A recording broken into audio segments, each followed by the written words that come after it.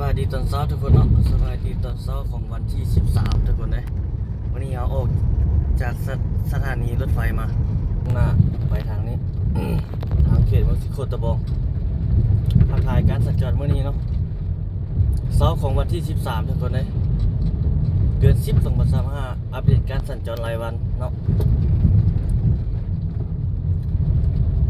มือช่วงดึกเนาะประมาณ4 โมงเช้าเนาะ4 โมงปลาย5 โมงเลยบ่ฝนตกทุกคนแต่ว่าตอนนี้ก็เช้าละอันนี้เขาออกมุ่งหน้าไปนี่ไปสอดใส่ถนนเวียงจันทร์450 ปีเนาะหรือว่าถนน450 ปีนั่นแหละโอ้รถสัญจรเข้ามาหลายเนาะท้องฟ้าปลอดโปร่งอยู่ฝนตก บ่มีฝุ่น PM หลายเนาะฝนตกล้างขี้ฝุ่นล้างอากาศล้างสั้นบรรยากาศละอองฝุ่นบ่หลาย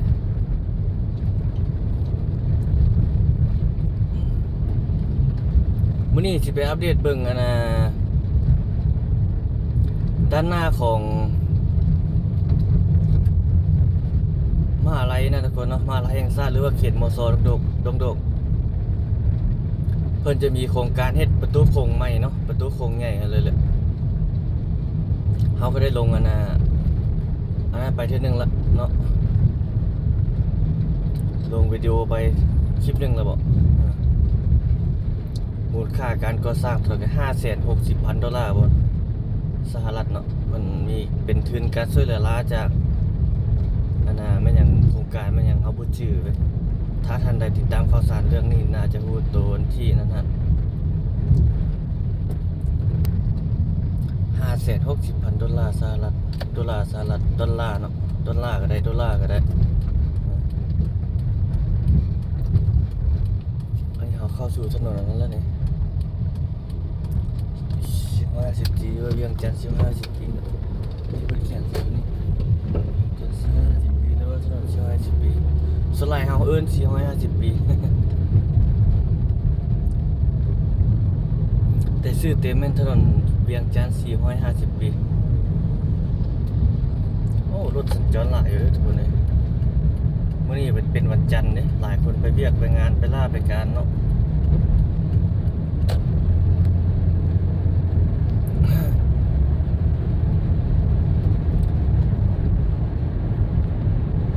เริ่มเป็นชั่วโมงเร่งด่วนอะไรโมงนี้นะไปเวียกไปงานไปล่าไปการไปห้องห้ามไปโรงเรียนเนาะนักเรียนนักศึกษา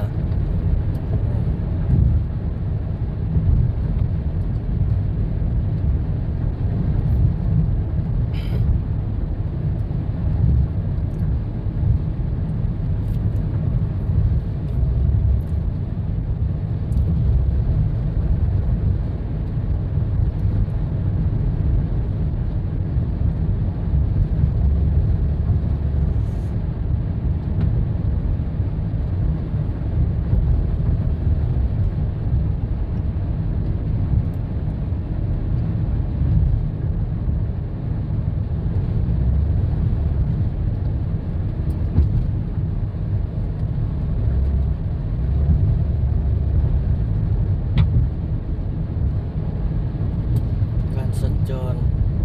เขตนี้เขตตลาดลาวเขตนี้ยามเช้ารถหลายได้แถวนี้ก็ได้เขาซื้อหรือนี่ตัวนี้ตลาดน้อยก่อนแต่จึงไปซ่อนใส่ตลาดลาวเนาะอยู่2 ตลาดติดเดียวอยู่นี่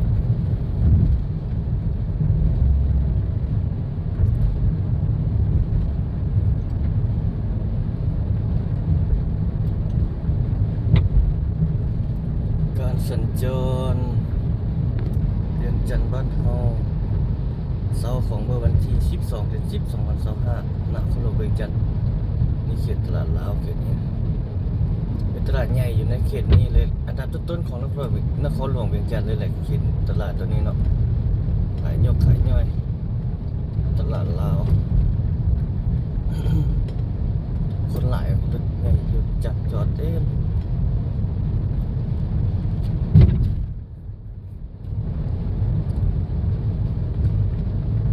เชื่อมีสายเหนือสายใต้เชื่อมีสายใต้นะเขาต้องไปจัด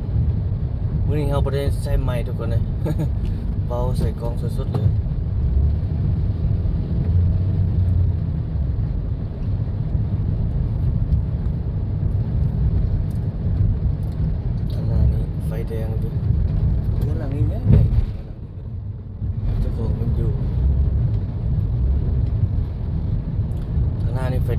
จันทร์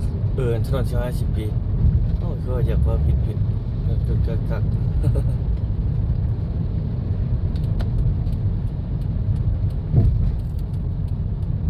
จอดไฟแดงจอดไฟแดง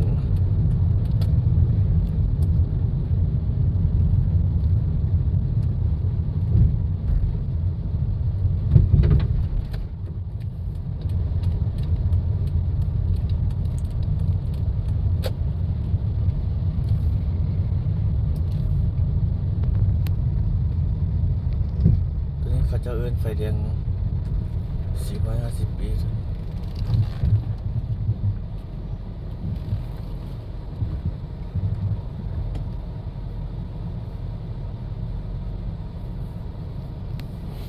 รถเริ่มหลายเด้โมงนี้ไปเวียกไปงานไปลาไปการ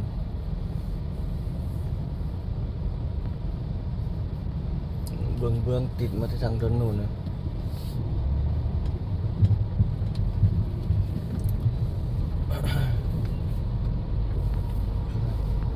เต้นมา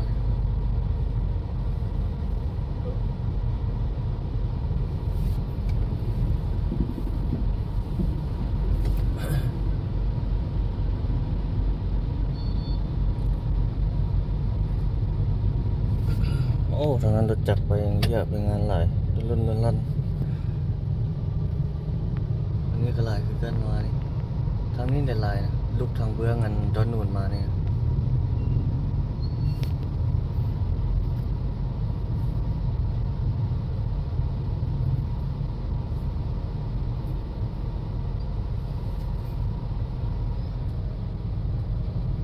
เข้าไปทางนั้นมีเข้าไปทางประตูไซพวกนั้น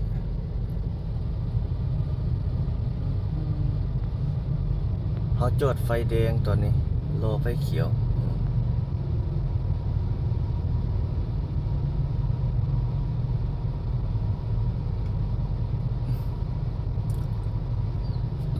ถ้าเบื้องนั้นมาสุดเราจึงได้ไปทางเบื้องดอนนูนเบื้องรถคันที่เขาเลี้ยวไป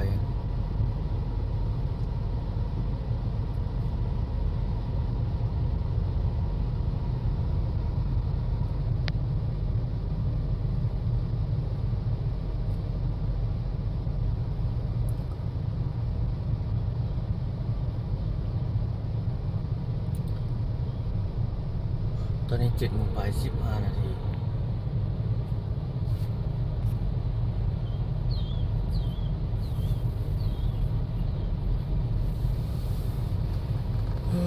ไปข้าวบุกแก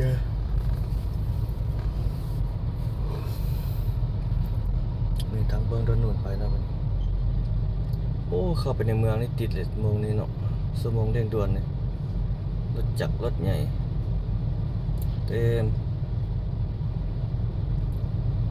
ตอนเช้าเราพาเดียวหลังเข้าในเมืองตอนแรงเราพาเดียวหลังออกเมือง เป็นปกติแล้วเนาะทุกคนต้องออกยาวเงินไปอยู่หากินเฮ็ดเวียกเฮ็ดงาน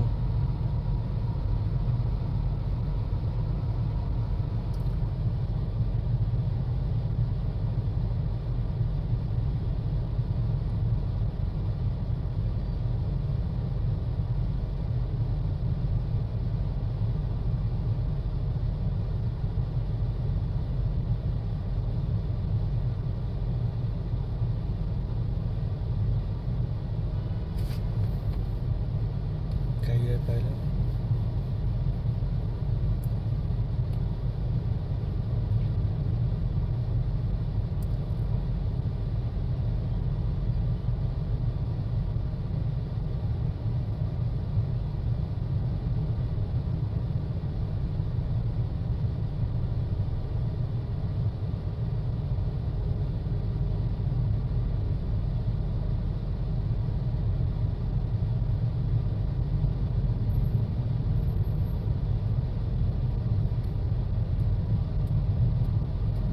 ใกล้แล้วใกล้แล้วใกล้แล้ว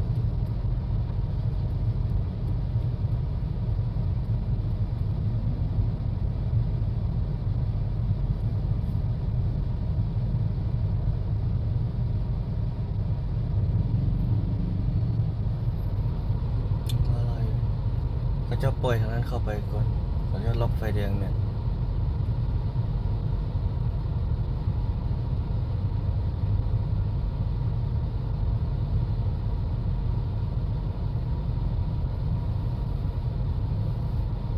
ก็จะควบคุมไฟแดงเพราะว่าตอนเช้าทางนั้นจะเข้าไปหลายเลยทางลูกของด้านนูนมาได้ไปแล้วบันนี้เขา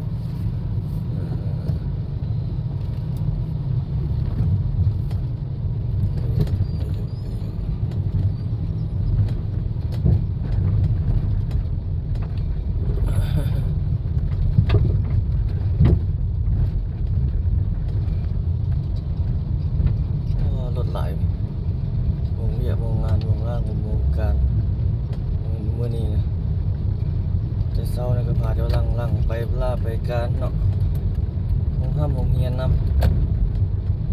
เรียนนักศึกษา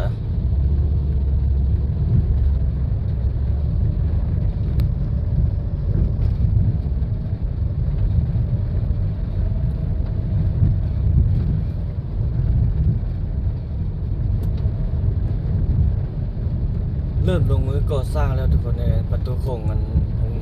มอโซนะเดี๋ยวไปผ่านในทุกท่านได้เบิ่ง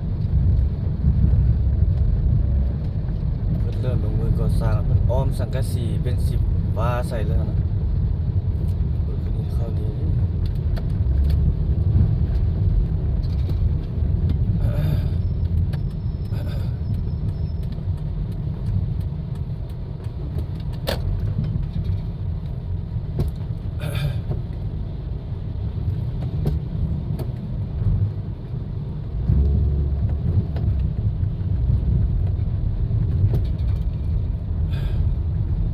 รถคันนี้ค่อยๆไปอั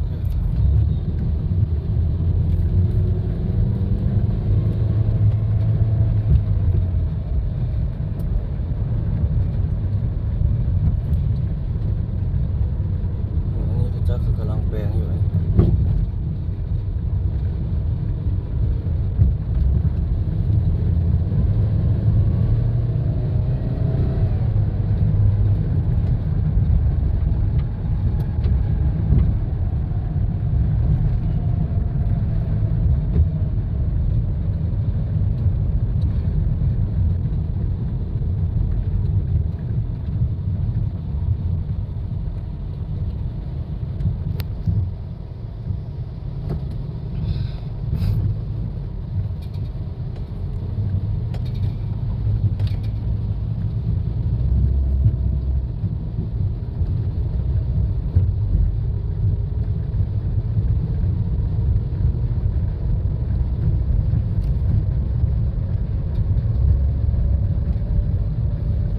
มองทางหน้าเฮานี่ทุกคนเขตที่เขาจะเฮ็ดประตูโค้งกันถ่ายให้ทุกคนได้ดูเขาจะเริ่มมันใส่อันนั้นละใส่สังกะสีฟ้า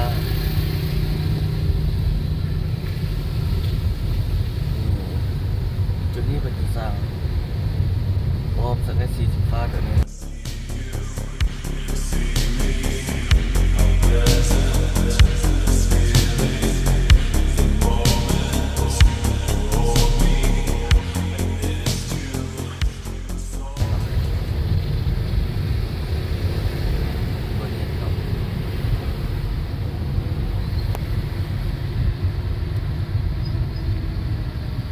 เพิ่นก็วางศิลาฤกษ์ตั้งแต่มือลงเข้าได้2-3 มื้อหลังผมบอก4-5 มื้อหลังแล้วบ่แม่น2-3 มื้อหลัง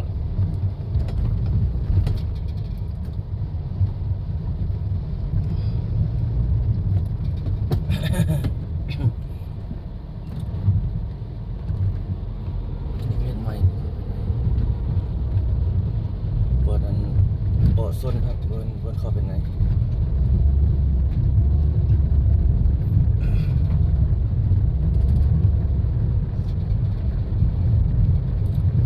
การสัญจรในมื้อนี้ทุกคนอยู่ในนครหลวงเวียงจันทน์เขตสัตว์เมืองเขตดงโดก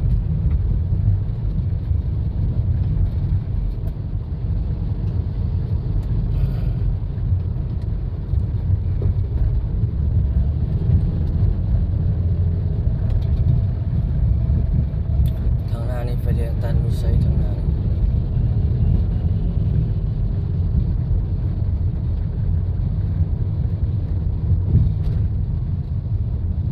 ปึ๊บ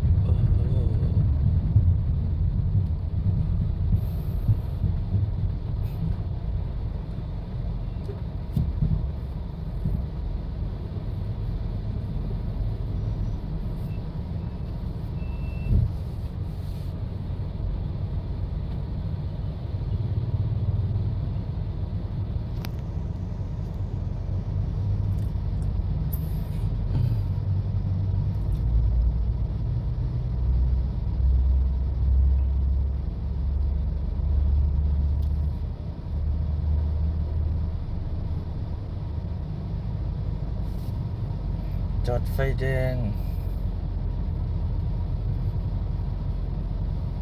เบิ่งการสัญจรลำเดียวต่อไปทุกคน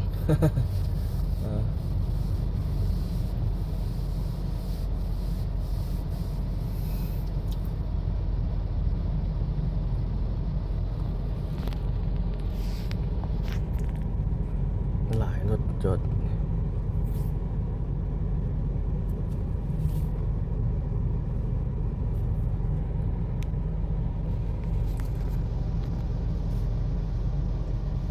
นี่เขาจะกำลังเปิดห้างนี่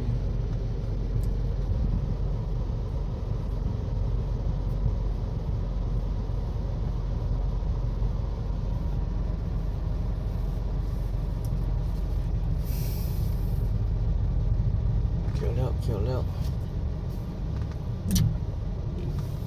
โอ้รถอันนี้ครับน้อย